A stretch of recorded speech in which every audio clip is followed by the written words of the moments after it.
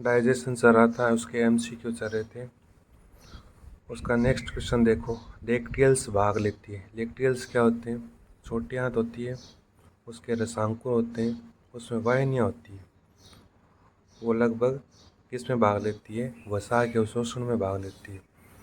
तो लेक्टियल्स भाग किस में लेती है? दूध के पाचन में नहीं लेती, वसा के अवशोषण में।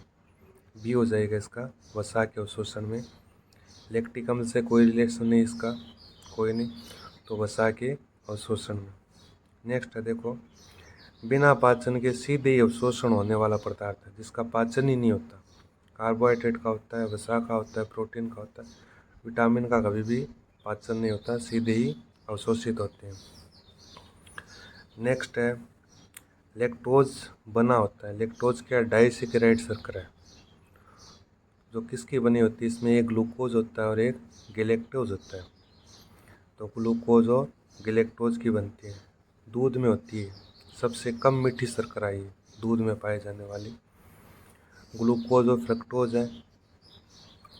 ग्लूकोज ग्लूकोज ग्लूकोज और मेनोज। ये ग्लूकोज ग्लूकोज तो माल्टोज हो गया, ग्लूकोज फ्रक्टोज हो गया सुक्रोज, और ग्लूकोज गैलेक्टोज हो गया लैक्टोज। गैलेक्टोज लैक्टोज ये दो मोनोसेकेराइड शर्करा है, और लैक्टोज क्या है? डाइसेकेराइड शर्करा।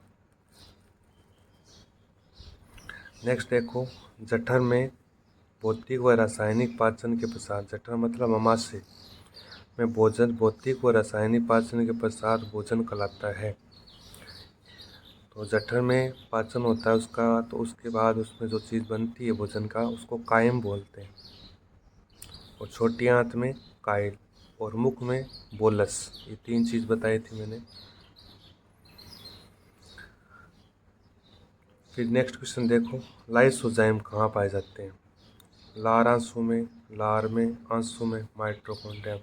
माइटोकॉन्ड्रिया में तो होता ही नहीं है, आंसू में भी होते हैं और लार में भी होते हैं। ये ऑप्शन पहले में दोनों चीज़ है, तो लार और आंसू दोनों में लाइसोजाइम पाए जाते हैं। फिर देखो, एंटेरो गेस्ट्रोन हार्मोन। देखो, एंटेरो मतलब एंटी, और गेस्ट्रोन मतलब गैस्ट्रिक एंजाइम। गैस्ट्रिक एंजाइम के अपोजिट काम करे, उसको रोक के हार्मोन का कार्य है। एंटेरोगेस्ट्रोन उत्सर्जन का कोई रोल नहीं है। जठर रस के श्रवण को रोकना, एंटेरो मतलब एंटी, तो जठर रस के श्रवण को रोकने वाला हार्मोन कौन सा है? एंटेरोगेस्ट्रोन। भोजन के अवशोषण में कोई रोल नहीं इसका। जठर रस के श्रवण को उत्तेजित नहीं करता, वो गेस्ट्रिन करता है। एंटेरोगेस्ट्रिन रोकता है। नेक्स्ट क्वेश्चन है, वयस्कों में विटामिन डी की कमी से क्या होता है? विटामिन डी की कमी से दो नाम सुने होंगे, बेरी बेरी तो बी हो गया, स्कर्वी सी हो गया, ओस्टियोमलेशिया और रिकेट्स। तो वयस्कों में जो विटामिन डी की कमी से ओस्टियोमलेशिया होता है, यदि बच्चों में पूछे तो रिकेट्स होता है।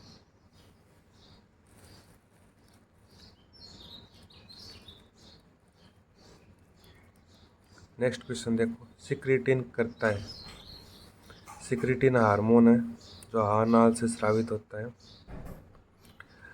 पहला है, अग्नाशय एंजाइम श्रवण को उत्तेजित, अमाशय के अम्ल श्रवण को संदमित, पित्ताशय को उत्तेजित। अग्नाशय एंजाइम को स्रावित नहीं करता है, एंजाइम अग्नाशय के बाइकार्बोनेट के श्रवण को उत्तेजित करता है, और अमाशय के श्रवण को संदमित करता है। ये बात सही है। पित्ताशय को उत्तेजित नहीं करता, ये यकृत को उत्तेजित करता है बाइकार्बोनेट के श्रवण के लिए। तो पहला गलत हो गया। दूसरा, अग्नाशय से बाइकार्बोनेट के श्रवण को उत्तेजित करना है, अमाशय में अम्ल श्रवण को संदमित करता है, ठीक है। यकृत में बाइकार्बोनेट के श्रवण को उत्तेजित करता है। ये तीनों बात मैच कर रही है सिक्रेटियन से, तो यही ऑप्शन आंसर हो जाएगा। नेक्स्ट देखो, पर्नीशियस एनीमिया किस विटामिन की कमी से होता है? ये एनीमिया 3-4 प्रकार के होते हैं, वो ध्यान रखना पड़ेगा आपको। पर्नीशियस एनीमिया सी, B1, ये तो स्कर्वी हो गया, बेरी बेरी वाला, B6 और B12, ये पायरिडोक्सिन, और B12 विटामिन की कमी से पर्नीशियस एनीमिया होता है। ध्यान रखना, ये विटामिन B12 आरबीसी के परिपक्वन में भी काम आता है। ये कुछ एनीमिया है, देखो ये बहुत बार कंफ्यूज करते हैं। विटामिन B12 की कमी से पहला बात कौन सा एनीमिया हो जाता है? Pernicious anaemia. और विटामिन B12 करता क्या है? आरबीसी के मैच्योरेशन परिपक्वन में आवश्यक है। एक विटामिन B9 होता है जिसको फोलिक अम्ल बोलते हैं। जो प्रेग्नेंट महिला होती है उसको फोलिक अम्ल की, फोलिक एसिड की मेडिसिन देते हैं। क्यों देते हैं? रक्त की कमी नहीं हो, मतलब मैक्रोसाइटिक एनीमिया इसकी कमी से हो जाता है। तो B9 की कमी से मैक्रोसाइटिक एनीमिया, B12 की आर पर्नीशियस एनीमिया। एक B3 होता है जिसको निकोटिनिक अम्ल बोलते हैं। इससे कौन सा रोग हो जाता है कमी से? पेलेग्रा रोग। विटामिन B5 पेंटोथेनिक अम्ल बोलते हैं, पेंटा मतलब 5। इसकी कमी से बर्निंग फिश सिंड्रोम हो जाता है, बर्निंग फिट सिंड्रोम B5 की कमी से। और विटामिन ए की कमी से आप जानते ही हो, रेटिनॉल बोलते हैं इसको। रतौंधी नाम सुना ही होगा, एक नाम और है जीरोप्थेलेमिया, त्वचा शुष्क हो जाती है इसमें।